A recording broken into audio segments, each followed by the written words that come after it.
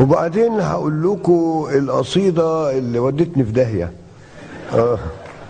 هو كان حصل كده في حادث كده غريب جدا.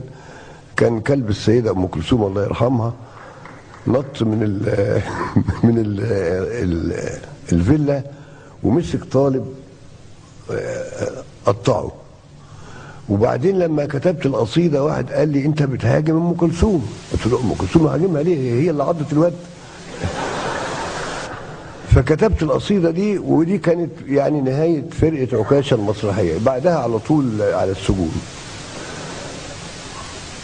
في الزمالك من سنين وفي حمى النيل القديم قصر من عصر اليمين ملك واحده من الحريم، صيتها اكتر من الاذان، يسمعوه المسلمين والتتر والتركمان والهنود والمنبوذين.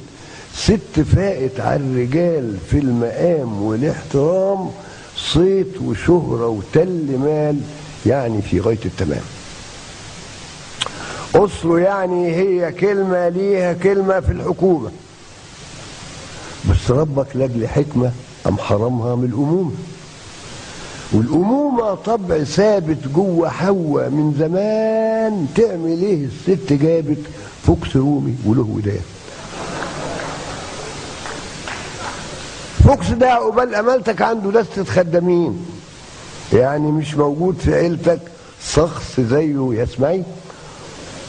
واسماعيل ده يبقى واحد من الجماعة التعبانين اللي داخلوا في المعاهد والمدارس من سنين، حب يعمل واد فكاكه ويمشي حبه في الزمالك، والايامه والفتاكه يرموا طبعا على المهالك.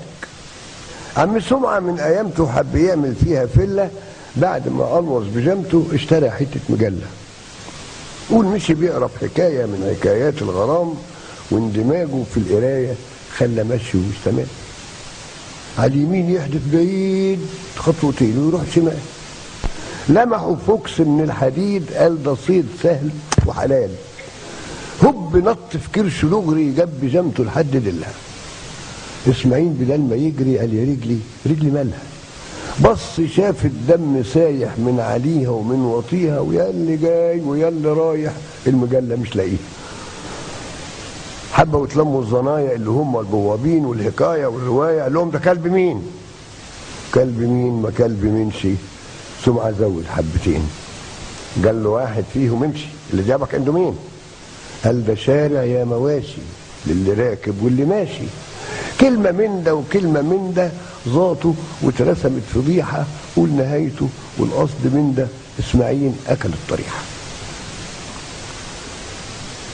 راحوا اسم الشرطة طبعا، والنيابة كفيلة بيهم، واترموا في الحجز جمعا لما يجي الدور عليهم. حبه والشاويش امين قال سعيد النقشبندي. قام غريب عم اسماعيل قال له محسوبك يا فندم. امس سمعه يروح معاه. الشاويش قال غرب دمك راح تقصني وفوق قفاه كف طرقع، ده هي فمك. تفتكر يفضل سمعه قد ايه في الاسم نايم؟